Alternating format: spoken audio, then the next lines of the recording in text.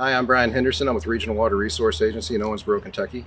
And I'm Sondra Hagan. I'm the MS4 coordinator for the City of Owensboro. And today we're going to show you how to make a rain barrel. We'll need a 2-inch male adapter, PVC male adapter. It's a drain waste fin adapter. We'll need a 2-inch female drain waste fin adapter. We'll need an O-ring to fit the adapters. This is a 2-inch O-ring in this case. We'll need various pieces of PVC pipe. We use cellular core drain waste vent pipe. It's lighter and easier to work with and usually cheaper than Schedule 4D PVC pipe. We'll need aluminum screen wire. They do make fiberglass screen wire, but aluminum screen wire seems to be more durable for us. We'll need a zip tie to secure the screen wire to the outlet of the overflow on the inside of the barrel. We'll need a rain barrel spigot or a valve. And there's various sizes of valves. If you get a 2-inch or get a 3/4 inch or 1/2 inch valve, you'll just have to make sure you get the drill bit to match that valve to drill the hole in the side of the barrel for that size valve. And also the O-ring and the lock nut to secure that valve to the barrel. We'll also need PVC primer and glue. They make various PVC primers and various PVC glues. We're using a clear PVC glue and a clear PVC primer so it looks neater in the finished job. Tools, you'll need a drill. You can get away with not having a drill. We have used a rotary tool like a Dremel before, but you'll need some sort of tool to make the holes. And you'll need drill bits, whatever drill bit to match the valves. If you have a 3/4 inch valve, you use a 1-inch bit. If you have a 1/2 inch valve, you use a 3/4 inch bit. Hole saw, we use that for making the overflow hole. If you're using 2-inch pipe, that'll be a 2 3/8 inch hole saw. You need shears or some sort of scissors to cut the screen wire with. A pair of pliers of some sort will help to tighten the valve, the nut for the valve inside the barrel, and then some sort of marking tool. So the barrel we'll be using today is a pickle barrel. It is a food grade barrel. It holds about 55 gallons or so. The first step will be to drill all the holes for the inlets and outlets. The next hole we're going to drill will be at the overflow pipe. It's a 2 3/8 inch hole. It will be located on the side.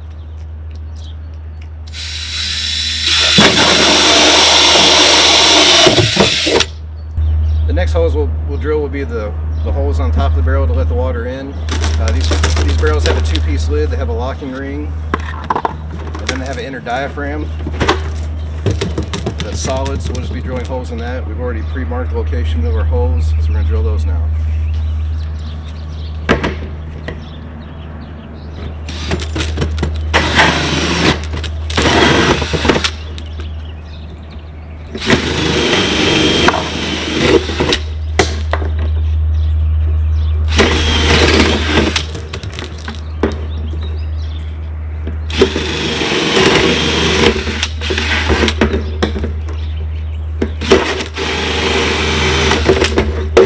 We've got all our holes drilled on the top.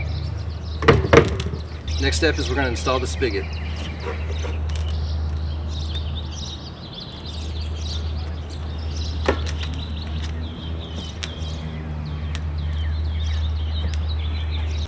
So the spigot, we've got it installed on the outside. There is a washer, a rubber washer that goes against the barrel, between the barrel and the spigot on the outside. There's another washer that goes inside the barrel, and a lock nut that secures the spigot to the barrel. So the next step is the overflow assembly. This is what the kind of exploded diagram of it is. Kind of hard to see once it's all together and inside the barrel. So first we're going to glue up the assembly that goes inside the pipe. And we'll use the clear primer. You prime both sides of the pipe. And you follow that with the glue.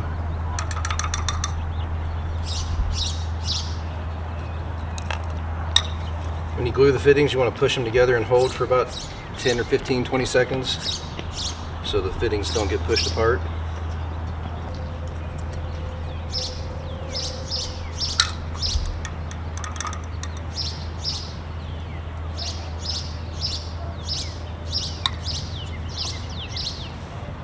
Okay, so that's the inside assembly all glued up. Also at this time, we can go on and put the screen wire on the top of that pipe and use the zip tie to secure it. This will keep mosquitoes from finding their way inside your rain barrel and to the water. So now that we've assembled the inside overflow, we'll install that in the pipe.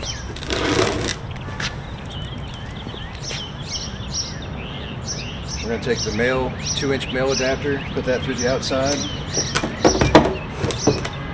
We're going to take our 2-inch O-ring and put that inside the pipe over the male adapter. And then we're going to use the male adapter and tighten that down to hold the female adapter inside the pipe, inside the barrel. Next, we're going to glue together the exterior part of the overflow assembly.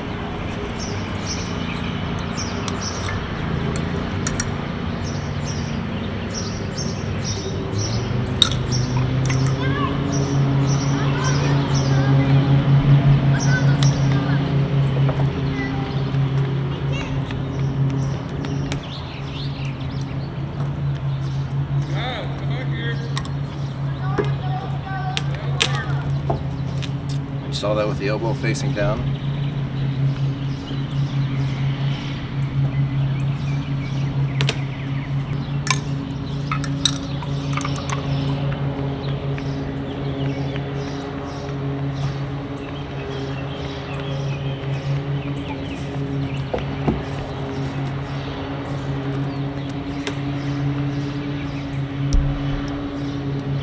So the next step is to cut a piece of screen wire for the top of the lid to keep debris and mosquitoes out of your barrel. We're just going to use the lid as a template and trace the shape of it under our screen wire.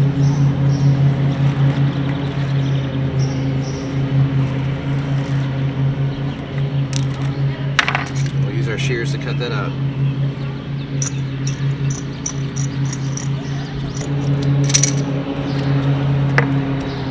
So that screen wire will now fit inside the lid. With a 2-piece lid, the bulkhead lid or the flange lid there will hold that screen wire in place on top of the barrel. Installation of the rain barrel will vary, but maintenance once it's installed will be the same. You want to check the top periodically and clean any debris off the top of the barrel. The screen on the inside of the barrel, you may want to check that and shake any debris off of that for your overflow. In the wintertime, you want to drain the barrel, maybe even store it upside down to keep water out of the barrel and keep it from freezing and busting. But other than that, that's really the only maintenance there is to do. Rain barrels are a great way to get that extra water away from the house. Hook it up to your gutter. All the water that's going to hit the roof goes down into the gutter, gets into the rain barrel. It's a great way to keep erosion and dirt away from your foundation of your home. The water that goes into the barrel is an excellent way to water the beds, landscaping beds, gardens that you have. And with the mosquito netting, it keeps all the debris that you would get from the shingles off the roof out of the water so that you can use fresh water to water your garden.